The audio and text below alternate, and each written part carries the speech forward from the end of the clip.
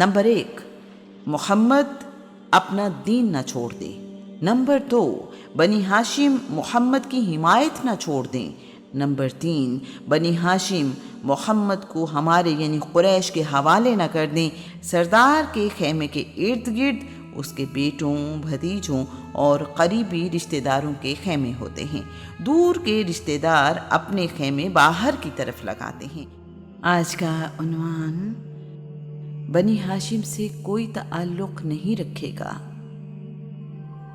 ان کے لیے اب شہر میں رہنا ممکن نہیں ہے۔ یہ بنی ہاشم کی رسول اللہ سے محبت اور عہد کی پاسداری کا امتحان ہے۔ ابو لہب اور اس کے بیوی بچے بنی ہاشم کا واحد خاندان ہے جس نے اس مشکل میں رسول اللہ کا ساتھ نہیں دیا۔ وہ قریش کے ساتھ مکہ ہی میں موجود ہے، اس بائیکاٹ میں برابر کا شریک اور اپنے عمل پر فخر کرتا ہے۔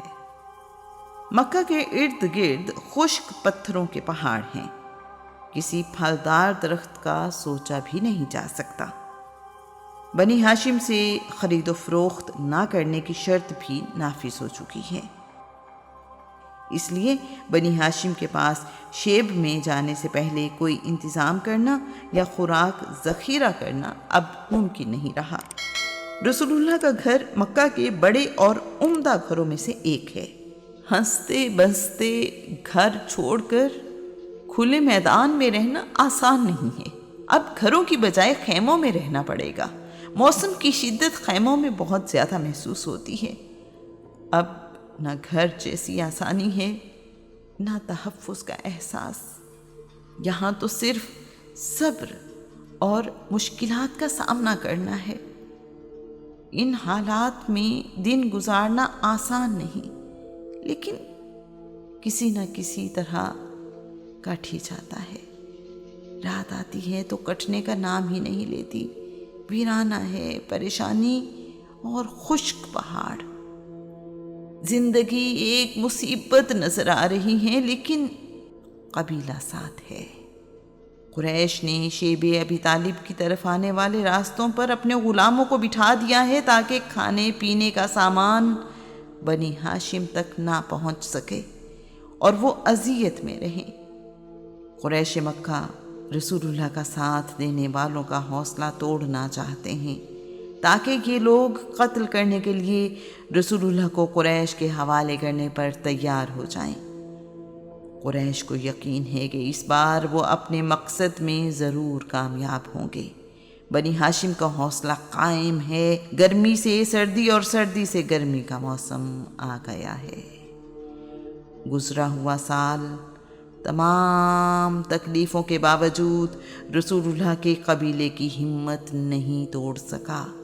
درد دل رکھنے والا کوئی شخص کبھی کھانے پینے کا سامان اگر شیب میں پہنچانے کی کوشش کرے تو قریش مکہ اس کے راستے میں دیوار بن کر کھڑے ہو جاتے ہیں۔ باپ جیسے چچا ابی طالب کو فکر رہتی ہے کہ قریش رات کے اندھیرے میں حملہ کر کے کہیں رسول اللہ کو نقصان نہ پہنچائیں۔ قریشی سرداروں کی دھمکی ابی طالب کے ذہن میں موجود ہے۔ رسول اللہ کی حفاظت کے لیے انہوں نے ایک خوبصورت انتظام کیا ہے۔ شام ہوتے ہی رسول اللہ سمیت سب اپنے اپنے بستر پر لیٹ جاتے ہیں۔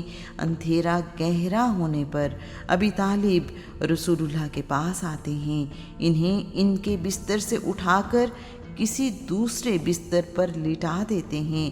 رسول اللہ کے پہلے بستر پر کبھی اپنا بیٹا، کبھی بھائی اور کبھی بھتیجا سلا دیتے ہیں۔ ایسا ایک ہی رات میں کئی بار بھی کرتے ہیں۔ یوں ابی طالب کسی کو علم نہیں ہونے دیتے کہ رسول اللہ کس بستر پر سو رہے ہیں۔ ایسا کرنے سے ابی طالب کا مقصد یہ ہے کہ رات کی تاریکی میں اگر کوئی حملہ کرے تو رسول اللہ محفوظ رہیں۔ کیا باپ کو اپنے بیٹے سے بھی زیادہ کوئی عزیز ہوتا ہے؟ کیا بھتیجا بیٹے یا بھائی سے زیادہ اہم ہوتا ہے؟ یہاں تو معاملہ رسول اللہ کا ہے، اور چچا جانتے ہیں کہ محمد بن عبداللہ صرف بھتیجا نہیں ان کی حفاظت کی خاطر تو سب سختیاں کاٹی جا رہی ہیں۔ قریش نے مکمل اہتمام کیا ہے کہ بنی ہاشم تک کسی قسم کا مال تجارت نہ پہنچ سکے۔ انہوں نے دوسرے شہروں سے مکہ آنے والے تاجروں کو بنی ہاشم سے تجارت کرنے سے منع کر رکھا ہے۔ انہوں نے اعلان کر رکھا ہے، بنی ہاشم سے تجارت کرنے والا اپنا مال مکہ کی منڈیوں میں نہیں بیچ سکتا۔ اگر کوئی ہم سے تجارت کرنا چاہتا ہے تو بنی ہاشم کو اپنا مال بیچے، نہ ان سے کوئی مال خریدے، اسی میں بھلائی ہے۔ ولید بن مغیرہ نہایت امیر سردار ہے۔ اس نے قریش سے کہا ہے، بنی ہاشم میں سے جسے بھی کھانے پینے کی چیزیں خریدتے دیکھو، قیمت بڑھا کر فوراً خرید لو، اسے خریدنے کا موقع نہ دو۔ اگر تم میں سے کسی کے پاس مال خریدنے کے لیے رقم نہ ہو تو بھی خرید لے، اس خرید کے لیے نقد رقم میں ادا کر دوں گا۔ قریش ایسا ہی کرتے ہیں، باہر سے آنے والے تاجروں سے سارا مال خرید لیتے ہیں اور بنی ہاشم کو موقع ہی نہیں دیتے کہ وہ کچھ خرید سکیں۔ ان دنوں تجارت کا سامان لے کر مکہ آنے والوں کو بہت زیادہ منافع مل رہا ہے۔ بعض اوقات انہیں اپنے مال کی کئی گنا زیادہ قیمت مل جاتی ہے۔ شیب ابی طالب میں موجود بچوں کے کھانے کے لیے کچھ بھی نہیں ہوتا۔ وہ بھوک سے بھی لگتے ہیں، جن کی آواز سن کر قریش کے کچھ لوگ خوش ہوتے ہیں اور کچھ تکلیف محسوس کرتے ہیں۔ حج کے دنوں میں رسول اللہ شیب سے نکل کر لوگوں سے ملے اور ان تک اللہ کا پیغام پہنچایا ہے۔ حج کے دن گزرنے کے بعد بنی ہاشم کے تمام لوگ اور دوسرے آزاد مسلمان شیب میں محصور ہیں۔ مسلمانوں کی بڑی تعداد بائیکاٹ سے پہلے ہی حبشہ ہجرت کر چکی ہے۔ گنتی کے چند مسلمان جو غلام ہیں یا مجبور مکہ میں موجود ہیں۔ مکہ میں رہنے والے تمام قریشی قبیلوں کی مخالفت اور دشمنی کی وجہ سے ان کے لیے بنی ہاشم کی مدد کرنا ممکن نہیں۔ مکہ میں رہنے والے ایسے لوگ جنہیں بنی ہاشم کی تکلیف کا احساس ہے، چوری چھپے کھانے پینے کا کچھ سامان شیب میں پہنچانے میں کامیاب ہو بھی جائیں تو اس کی مقدار اتنی کم کہ چند دن کے لیے بھی ناکافی ہوتی ہے۔ تجارتی سرگرمیاں نہ ہونے کی وجہ سے بنی ہاشم کے پاس پیسوں کی کمی ہر وقت رہتی ہے۔ قریش بنی ہاشم کو مشکل ترین حالات میں رکھنے میں کامیاب ہیں۔ انہیں انتظار ہے کہ کب بنی ہاشم کا حوصلہ ٹوٹے اور وہ رسول اللہ کو ان کے حوالے کر دیں۔ قریش کو اپنی کامیابی کا یقین ہے۔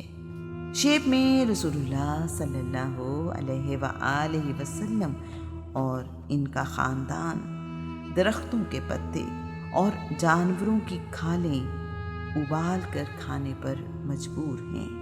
رسول اللہ نے اپنی انگلی سے چاند کی طرف اشارہ کیا اور اسے 2 ٹکڑے کر دیا ہے، ایک ٹکڑا دائیں طرف اور دوسرا بائیں طرف چلا گیا ہے۔